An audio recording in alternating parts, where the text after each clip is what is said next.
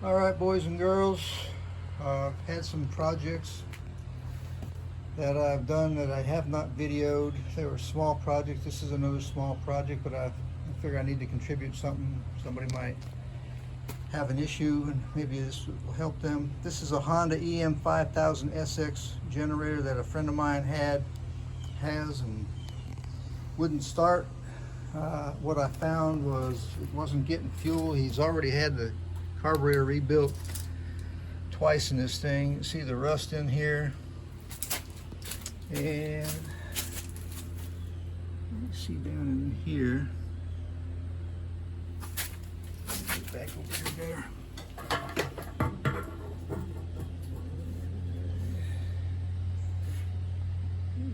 See all that rust in there. Down here, there's the drain right there.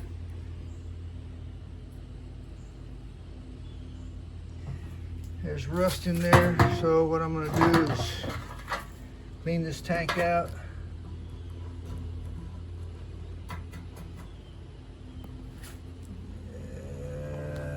Let's see, I can't see what I'm doing when I'm holding this phone here.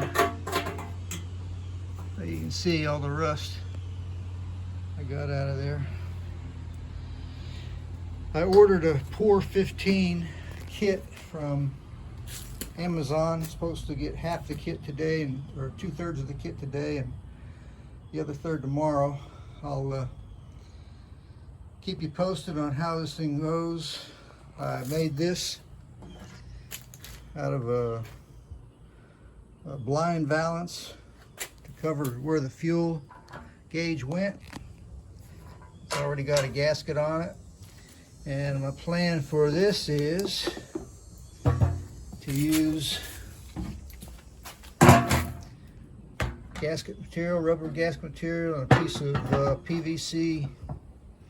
Cover that, and I'll put a strap around that, tie that down, and then I got a dowel rod to fit up where the petcock went so that this won't get coated with the sealant. So I can fit the filter that goes up in here, the strainer that goes up in here, back in place. I will keep you posted as we progress and see if this helps somebody. See how this job goes. Thanks. Check back later. All right, back to the gas tank. I got the petcock on there to seal it. Put this little doohickey on here to seal it. And I've got the rubber, the plastic, and the wood, and the strap on here to seal it where the gas tank or the fuel tank cap goes. There's the cap. I encountered a problem. I got a pinhole right here, and it looks perfectly round like factory, but it was leaking. So I'm going to try and use this JB Weld steel stick. Says it works on where did I see it here? Fuel tanks right there. So I'm going to try that, and we'll see how that goes. We'll get back with you. All right, continuing on with this tank. You can see all the paint pieces that came off of it. It wasn't real dirty, but if you can see inside there, it's mostly metal instead of paint now. And I encountered another problem, another pinhole. This one isn't quite so perfect as the other one was.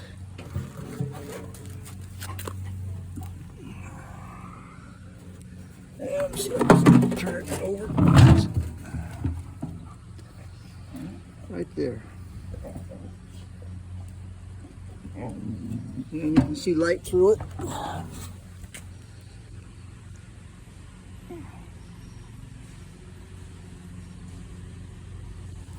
So I gotta use that JB Weld and put some over here. That's the first rinse, and as soon as I get the metal prep from Amazon, I'll do the acid wash. I'll keep in touch. All right, back on this fuel tank. Hopefully you can see in there how clean the metal is. There's still, see in there, there's still some paint here and right there. But the metal itself is pretty clean. There are some spots where the rust is built up like that. But I have acid washed it now and triple rinsed it. And I'm going to dry it out and put in the sealer. Hopefully that works. Also, I found 4 pinholes in it. The instructions tell you to wait and fix the pinholes after the acid wash, I guess because you might find more pinholes. But I don't want that solution getting on me, so I went ahead and patched them first, and if more came about, then I would fix them as I found them. This particular one had a little bit of seepage around it, so I'm hoping that that sealant will plug that up. That's not another hole, no? Okay, that's good. All right, I'll get back to you. All right, we're back on this gas tank. I got it, I put the sealer in there, it's draining now. I got about 3/4 of a can back recovered. Also, when I put the petcock back on there to plug here, I put a little rubber gasket material in there to keep that from getting into, keep it from getting in the unit here. And I went ahead and tried to cut a gasket for this, for the fuel gauge, but when I put this on it, it leaked. So I put the original gasket back in here and I put just a little bit of grease on it to help seal it. And this is what you should have, I think. Should be nice and silvery in there. Everything seems to be coated pretty well. Occasionally I will tilt this so it drains more into the can here. They say to keep this can open, not to put the lid on it because it could explode. So there's chemical reaction going on there. All right, now after this, I gotta let it sit for 4 days. And when I get it back on, we'll see if it's sealed up good. Thanks, I'll get back with you. All right, today is the 4th day of drying this thing. I have cut this little rubber gasket to replace that original gasket. What happened was, when I had this on there to seal this place, when I had the acid wash and everything going on, the gasket got sealed to this piece of plastic. And when I cut it, cut some of the, you see I cut the gasket material right there when I was cutting it off of here. So I'm not going to use this gasket. I went back with another piece of this rubber material, but I made it as big as the outside of the fuel gauge.